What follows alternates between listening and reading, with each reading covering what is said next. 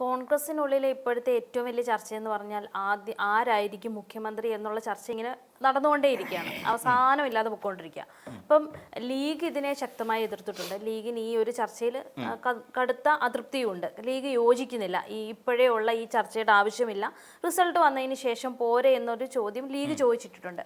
ഇങ്ങനെയൊക്കെ പറയുന്നുണ്ടെങ്കിലും ലീഗിൻ്റെ ഉള്ളിലും, അതായത് ലീഗ് നേതാക്കൾക്കുള്ളിൽ ആര് മുഖ്യമന്ത്രി ആകണം എന്നൊരു ചോദ്യം ചോദിച്ചാൽ അവർക്ക് എപ്പോഴും പിന്തുണ കൊടുക്കാൻ പറ്റുന്നത് വി ഡി സതീഷിന് വേണ്ടി മാത്രമായിരിക്കും. അവർ വി ഡി സതീഷിനെ മാത്രമാണ് സപ്പോർട്ട് ചെയ്ത് നിൽക്കുന്നത്. ഇതാണ് ഇപ്പോൾ ലീഗിനുള്ളിൽ നടക്കുന്ന ഒരു അവസ്ഥ എന്ന് പറയുന്നത്. ഇപ്പൊ എന്തുകൊണ്ടായിരിക്കും ലീഗ് സതീഷിനെ സപ്പോർട്ട് ചെയ്യുന്നത്? അത് വളരെ ക്ലിയർ ആണ്.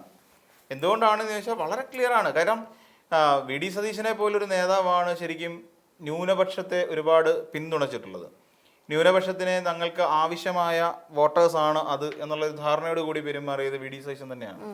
അതുകൊണ്ട് സതീശന്റെ തീരുമാനങ്ങൾ എപ്പോഴും അത് അല്ലെങ്കിൽ സതീശൻ തന്നെ ആവണമെന്ന് തീരുമാനിക്കുന്ന കൂട്ടത്തിലുള്ള മുസ്ലിം ലീഗ്, ജമാഅത്തെ ഇസ്ലാമി, അതുപോലെ SDPI തുടങ്ങിയ ന്യൂനപക്ഷ സമുദായ സംഘടനകളെല്ലാം സതീശനെ പിന്തുണയ്ക്കുന്ന, സതീശൻ മുഖ്യമന്ത്രി ആകണം എന്ന് ആഗ്രഹിക്കുന്നതാണ്. പിന്നെ തന്നെയുമില്ല, വി ഡി സതീശനാണല്ലോ ഈ കഴിഞ്ഞ കാലം അത്രയും UDF ചെയർമാൻ ആയിരിക്കുന്ന സാഹചര്യത്തിൽ തന്നെ ഈ കഴിഞ്ഞ കാലം അത്രയും 5 വർഷക്കാലം കൊണ്ട് സർക്കാരിനെതിരായിട്ട് ഒരുപാട് ആരോപണങ്ങൾ കൊണ്ടുവരികയും പലതും ചീഞ്ഞുപോയി എന്നുള്ളത് വേറെ വാസ്തവം.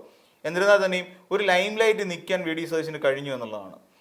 എൻ്റെ ടൈം അതിൻ്റെ കൂട്ടത്തിൽ തന്നെ സംഘടനാപരമായി ഇപ്പം നോക്കിയോളൂ, ഇവിടെ ഒരു പുതുയുഗ യാത്ര നടത്തി. ആരായിരുന്നു എൻ്റെ പിന്നെ തുടക്കം മുതൽ ഒടുക്കം വരെയാണ് വി ഡി സതീശൻ തന്നെയായിരുന്നു.